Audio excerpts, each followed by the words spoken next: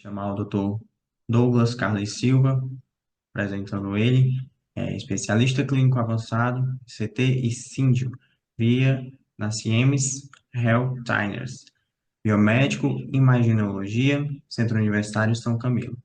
Possui PhD, graduando, faculdade de medicina na USP, DEP em rádio, INCOR, linha de pesquisa ressonância magnética cardíaca em ultra alto campo 7T, imagens de hidrogênio e sódio, membro da SCMR, Society for Cardiovascular Magnetic Resonance, e vai apresentar o tema Futuro da Cardiotomografia, Inovações e Nova Era na Imagem Cardiovascular. Professor Douglas, com você a palavra. Boa tarde, obrigado. Vocês estão vendo minha tela já? A apresentação? Sim, estamos Então tá bom. acompanhando.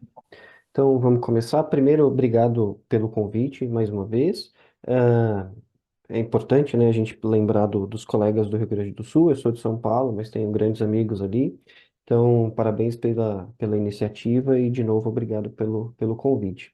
Hoje a gente vai falar um pouco sobre o futuro da tomografia, né? O que que a gente tem de inovações, o que está vindo por aí no ambiente de pesquisa. Então, ao longo da apresentação, eu vou trazer algumas ferramentas que têm feito parte aí, ou do ambiente clínico já, algumas ainda no ambiente de pesquisa, para que vocês tenham uma ideia, né, para o caminho que a gente tem tomado, tá? Não dá tempo de entrar em detalhes em todos os segmentos, mas é importante que vocês tenham uma ideia, do direcionamento que a modalidade tem tomado. Já fui apresentado, né? Sou líder clínico e de inovações da Siemens, para a Latinoamérica atualmente. Sou aluno de doutorado da Faculdade de Medicina da USP. Eu trabalho com imagens cardíacas em geral, então ressonância e tomografia, mas meu projeto está dentro do Sete Tesla ali no PISA. A gente trabalha com imagens não próton, que a gente chama. Deixa eu só ligar o laser point aqui.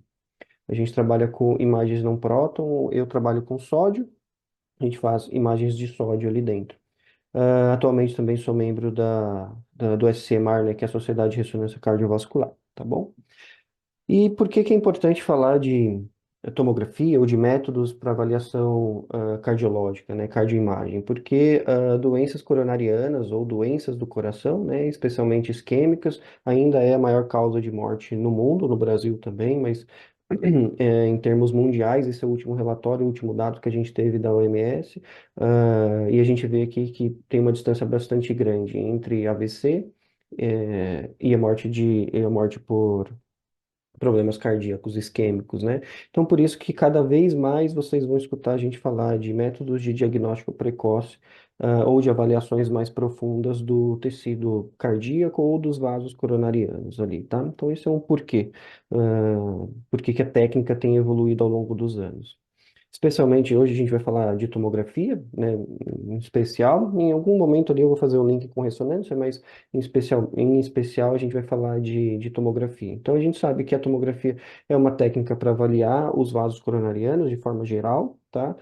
Mas ele é um método anatômico. Então o que que a gente vê? A gente vê a saúde da luz desse vaso, né? Se esse vaso ele tem algum tipo de obstrução que pode impactar na saúde do miocárdio. Essa é a essência do método da avaliação, né, da tomografia cardíaca.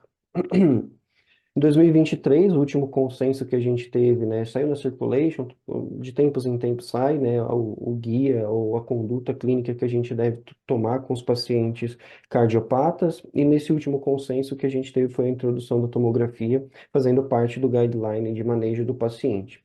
Então, como eu falei, né, a gente usa a tomografia normalmente para avaliar a saúde do trajeto vascular, mas ela pode ter outras funções. O ponto é que, mundialmente hoje, né, o paciente com alguma suspeita de cardiopatia, isquêmica, ele vai passar pela tomografia para avaliação melhor, para avaliar melhor esses vasos, tá?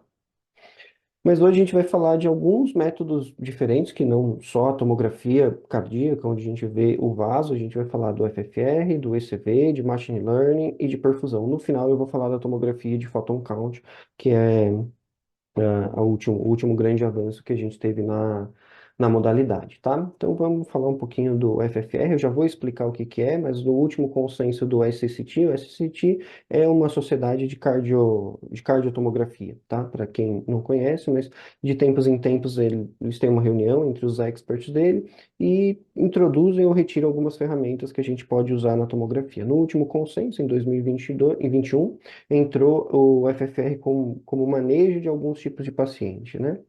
São esses daqui. Então, existem alguns, né, para avaliar fluxo, claro, a gente vai avaliar fluxo cardíaco, mas ver a extensão do tecido, da possível necrose de tecido cardíaco, né? Mas o ponto é que o mais importante, ou pelo menos um dos mais importantes, vamos avaliar o fluxo cardíaco sim, mas principalmente para definir quais dos ramos ou quais das lesões que a gente tem dentro de cada coronária ela tem potencial de maior ou de menor fluxo coronariano dentro daquele contexto. Então, ele ajuda a gente a guiar no procedimento de intervenção qual vaso de fato merece ser ou passar por uma intervenção, tá? Então, para quem não conhece, o que que é o FFR, né? A gente vai ter esse C aqui, que é de computadorizado, né? Mas o método em si, ele é um método invasivo, a gente faz pela hemodinâmica, tá? Então, aqui a gente tem uma hemodinâmica, certo? E aqui tem uma lesão, tá?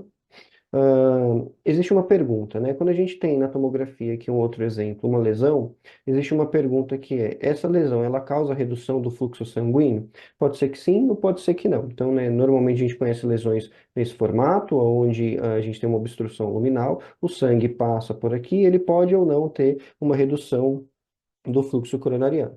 Em teoria, esse paciente, né, uma vez que ele fez a tomografia, para responder essa pergunta, se há ou não redução do fluxo coronariano, ele tem que vir para um método invasivo, a gente chama de ICA, tá? Mas é a intervenção, onde ele vai calcular qual que é o fluxo coronariano que a gente tem nessa lesão, e ele vai entregar um valor aqui, que é o que a gente chama de FFR.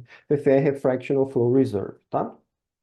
Então, aqui um exemplo, basicamente o FFR ele mede a pressão proximal da lesão versus a pressão distal da lesão, ele vai dar um fator, e esse fator ele pode, a gente tem uma nota de corte que é 0,8, abaixo de 0,8 ele tem comprometimento de fluxo, acima de 0,8 ele está normal, tá?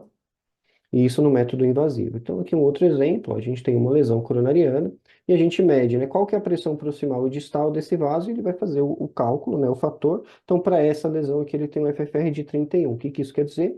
Que aqui essa lesão causa uma redução do fluxo sanguíneo, tá? Que é um resumo. Se vocês quiserem conhecer um pouco mais da técnica por intervenção, esse é um artigo brasileiro feito pelo pessoal da UFRJ, bastante interessante, faz um resumo de toda a técnica. Então, se alguém tiver, se vocês tiverem interesse de conhecer um pouco mais sobre a técnica, eu recomendo esse artigo, tá?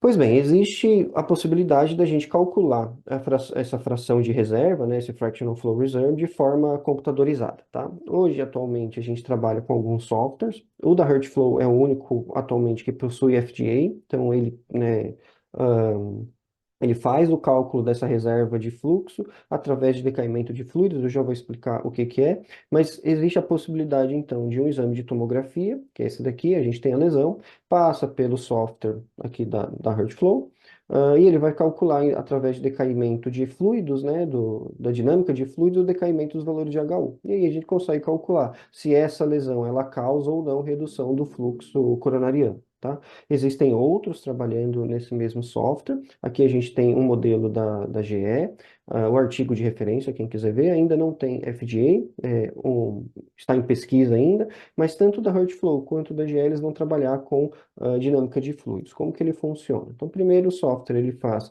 uma renderização 3D do nosso vaso coronariano, de toda a árvore coronariana, tá? A partir dessa renderização 3D, o software vai fazer um cálculo, tá? Então, imagina que aqui a gente tem. Lembra que eu comentei, né, que o FFR é basicamente a pressão proximal versus a pressão distal. Então, o que que ele vai ter é o seguinte, a gente tem o baseline, tá? E ele vai calcular qual que é o fluxo coronariano dentro de um vaso.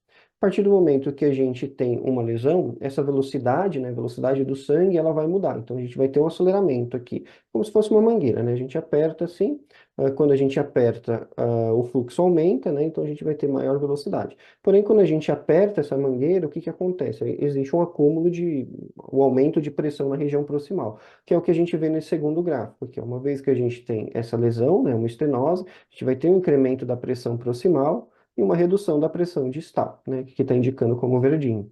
Então, basicamente, o que o software faz é isso, ele calcula a pressão proximal versus a versão distal, baseado na dinâmica de fluidos que ele tem através de uma estenose, tá?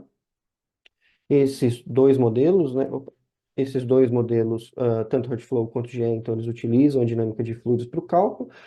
Como eu falei, atualmente só tem FDA e o software da Hertzflow. A Siemens tem um software também está em ambiente de pesquisa, não tem FDA, mas aqui a gente usa inteligência artificial para fazer o cálculo, tá? Como que funciona? O algoritmo de inteligência artificial, ele foi treinado com o ICA que eu falei para vocês. Então, o software, ele foi treinado com 12 mil casos, entre normais e doentes, de hemodinâmica. Hemodinâmica é considerado padrão ouro para esse tipo de cálculo, tá? Então, a gente treina o algoritmo com a própria hemodinâmica. Uma vez que a gente treina, ele vai fazer cálculos parecidos com a dinâmica de fluidos, que é pressão proximal versus a pressão distal. Baseado nesse desenho anatômico que o software constrói, ele vai buscar, através de cruzamento de dados, né, desse deep learning que a gente chama, ele vai cruzar todos os dados e procurar qual que é o padrão que a gente tem desse vaso quando comparado ao hemodinâmico. A partir desses dados, o que que ele faz? Ele gera as nossas renderizações, né? Então, a gente entrega para ele a lesão, aqui as lesões, ó. Uma vez que a gente entrega a lesão, ele busca no banco de dados qual que é o valor correspondente da hemodinâmica e faz as projeções através da renderização. Então, por exemplo, essa lesão aqui, ele calculou através da inteligência artificial, do machine learning, uma reserva de fluxo de 0,73. Quando comparado com o método padrão ouro, que é a própria hemodinâmica, o paciente teve 0,74. Então, a gente vê que os dados são coerentes, tá? Atualmente, todos os modelos de FFR vão ter dados coerentes, e comparáveis com a hemodinâmica, tá? Então, basicamente, são esses softwares que a gente tem para análise da reserva de fluxo, que pode ajudar a gente a estratificar o risco do paciente. Isso é o FFR. Existe um outro trabalho, que agora é o ECV. O ECV vocês vão ver muito em ressonância, tá? Então, basicamente, a gente calcula o volume extracelular que pode ter um link com a região de fibrose do tecido cardíaco, tá? Por que que isso é importante? Aqui, uma imagem de ressonância, né? Para quem trabalha com ressonância já conhece o LGE, né? Que é o Late Gadolinium Enhancement, que é o realce tardio que a gente tem, e os mapas T1, pré e pós-contraste, certo?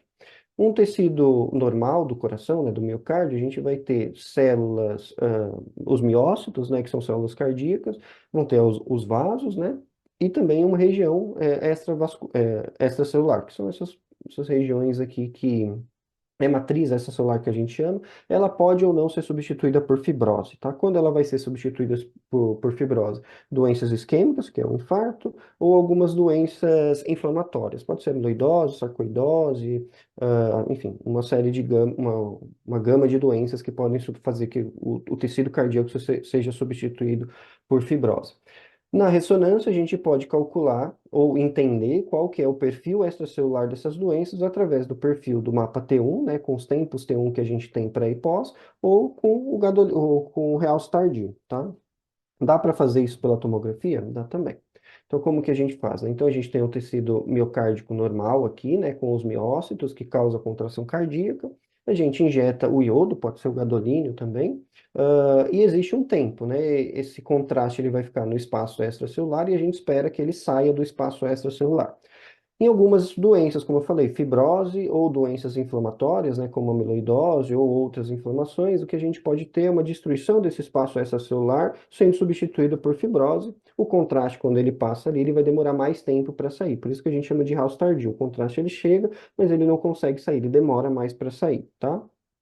Essa figura aqui é uma figura bastante famosa do James Moon, se não me engano, mas uma figura que a gente vê muito em ressonância também, tá? Que explica qual que é o conceito do realce tardio. Ah, então aqui a gente tem o tecido normal, né? Com as células que substituem, né, o cálcio pelo sódio extracelular e o gadolínio no espaço extracelular. Então, no tecido normal, o gadolínio ele vem, fica no espaço extracelular, ao contrário do que a gente pensava antigamente, o gadolino entrava e depois saía, mas não, ele fica somente no espaço extracelular. No infarto agudo, o que que vai acontecer? Essas células elas vão morrer, a parede da célula ela se rompe, e o que a gente vai ter agora sim é uma impregnação do contraste dentro dessas células ou dentro dessa região. Uma vez que o contraste se impregna aqui dentro, depois a gente pode explicar um pouquinho melhor, mas o sódio entra também, mas o ponto é que o gadolínio se acumula nessas células que estão morrendo. Uma vez que ele se acumula, o espaço extracelular muda de conformação e a gente tem uma demora na saída do contraste, tá? É por isso que a gente chama mais uma vez do realce tardio, né, que é o LGE. Quando a gente já tem cicatrizes, né? Toda célula vai estar morta, então a gente vai ter uma rede de colágeno que vai fazer com que esse contraste, e o sódio também, ele fique acumulado nesse espaço que a gente vê um padrão assim, ó. Para quem trabalha com ressonância, já conhece o realce tardio, né? Então, o preto aqui seria regiões não isquêmicas, isquemia mais viável e isquemia não viável, né? Que seria necrose. Então, o que a gente vê é infartos precoces, a gente vai ter essa região com isquemia. Conforme o tempo passa, essa região ela vai avançando aqui para frente, ó, certo? Então é isso que a gente vê na ressonância. Existem outros padrões, né? Doenças não isquêmicas, como eu falei, que podem ser doenças inflamatórias, como sarcoidose, ah, ou doenças isquêmicas, tá? Que é um padrão de ressonância, a gente não vai entrar nesse caso hoje, mas o ponto é que a gente consegue fazer esse mesmo cálculo através da tomografia. Ultimamente a gente tem visto mais artigos falando do photon count, no final eu vou falar rapidamente, mas o ponto é que existem protocolos para que a gente consiga avaliar o espaço extracelular. Esse é um protocolo desenhado, né? Nesse caso, ele está fazendo uma anjo de corpo total, mas não necessariamente a gente precisa fazer. O que a gente faz é uma fase pré, uma fase contrastada e uma fase tardia. A gente consegue sobrepor os mapas e o que a gente tem é uma coerência de áreas com aumento da região extracelular comparável com os mapas T1 ou o realce tardio da ressonância, tá? Então, também dá para fazer isso. Que um outro protocolo utilizando dupla energia, né? A gente faz uma aquisição com duas fontes, retira o mapa virtual não contrast, né? Sem contraste a anjo, e um mapa com baixa energia, sobrepõe todos os mapas e a gente também consegue fazer um ECV dessa forma. Tudo isso passa por machine learning. A gente tem, né, como, como conceito, ainda em pesquisa, a gente não está vendo, nas próximas versões de software a gente vai começar a ver mais coisas do uso clínico, mas isso ainda é pesquisa e passa por machine learning, tá? Um outro conceito é, aqui, para que vocês saibam, né, esse daqui é a fisiopatologia de placa coronariana, né, da placa coronariana. A gente tem aqui o crescimento através de um processo inflamatório. Uma vez que a gente tem essa capa de fibrina, ela se rompe, esse conteúdo lipídico interno, ela sai, né, para a região extralesão ou luminal, digamos assim, e aí a gente tem a coagulação do sangue, por isso que causa oclusão. O que que é importante? É importante entender qual que é o componente dessa placa. Isso me indica ou me ajuda a estratificar o risco do paciente. Essa análise de placa, por exemplo, aqui a gente tem placas com remodelamento positivo, Nepke ring sign, sinal de cálcio, né, spot cálcio, ou placas de baixa atenuação. Essas placas, elas me indicam características de alta vulnerabilidade, elas estão prestes a romper. Por isso que a análise dessa placa é importante. Uma vez que eu tenho placas com alto incremento de conteúdo lipídico, por exemplo, e baixo incremento de conteúdo fibrótico, o que que me indica? Que eu tenho um núcleo necrótico ali, porém uma capa muito fina. Então a chance dela romper é maior. É o que acontece, por exemplo, nessas placas aqui que tem um conteúdo necrótico interno, tá? Então a análise disso é importante para a gente. Um outro componente importante é a saúde perivascular desse vaso. Isso é um processo inflamatório, como eu falei para vocês, então a região perivascular vai estar inflamada também e ela me ajuda a estratificar o risco. Aqui mostrando, né, pacientes com alto teor de inflamação vão ter um incremento, né, de interferongrama ou outras interleucinas que vão ser trazidas por líquidos, né, por linfas que a gente chama.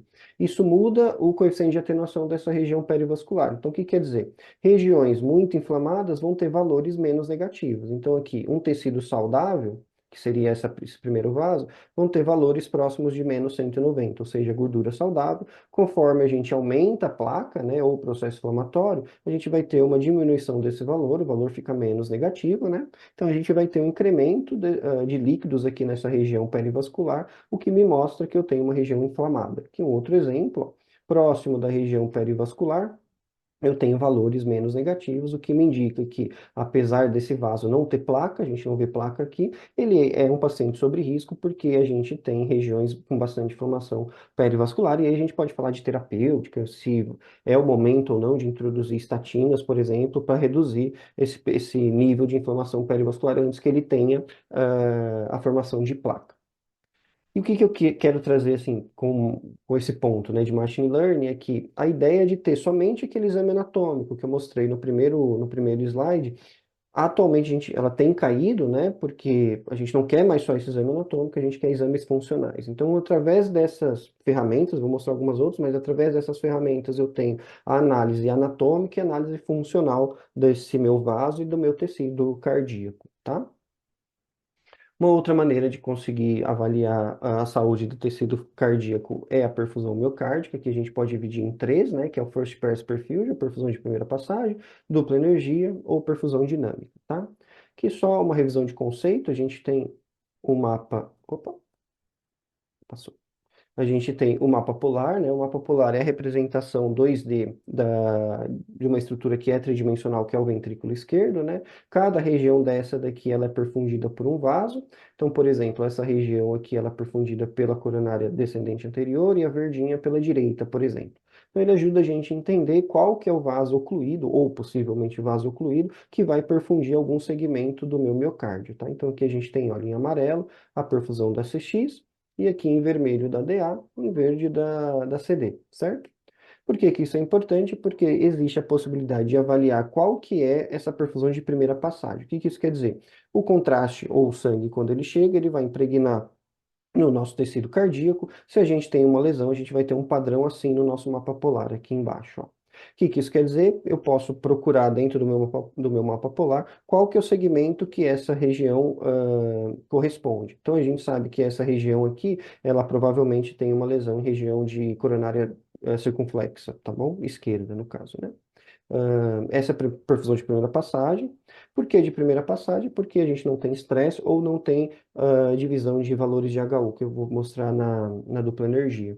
Aqui um outro estudo, né, de novo falando do photon count, onde a gente consegue ver uma região de estenose intrastente aqui, ó.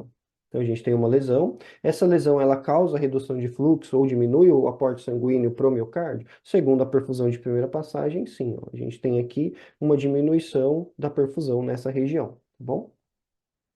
Existe a possibilidade de fazer a mesma avaliação por dupla energia, né? Então a gente expõe o miocárdio em duas energias e a gente consegue separar o que é iodo e o que não é iodo de forma mais precisa. Então, por exemplo, esse paciente tem uma lesão nessa coronária e a gente vê uma redução dos valores de iodo, da impregnação de iodo, na mesma região correspondente à lesão, que responde à nossa pergunta. Essa lesão, ela causa uma diminuição no aporte sanguíneo, sim ou não? Nesse caso, sim. A gente tem alguns estudos que mostram coerência, né, entre a perfusão por dupla energia e a cintilografia, né, medicina nuclear. Então a gente consegue entender qual que é a extensão dessa hipoperfusão através da dupla energia sem estresse, tá? É, a vantagem é que na medicina nuclear, ou na cintilografia, nesse caso, né, a gente tem pouca visualização anatômica. Ela é basicamente uma visualização funcional e a dupla energia ela consegue ajudar a gente a entender, além da distribuição funcional, né, que é o acúmulo de iodo, uma percepção anatômica, né? Qual que é a exata região que a gente tem uma hipoperfusão ali.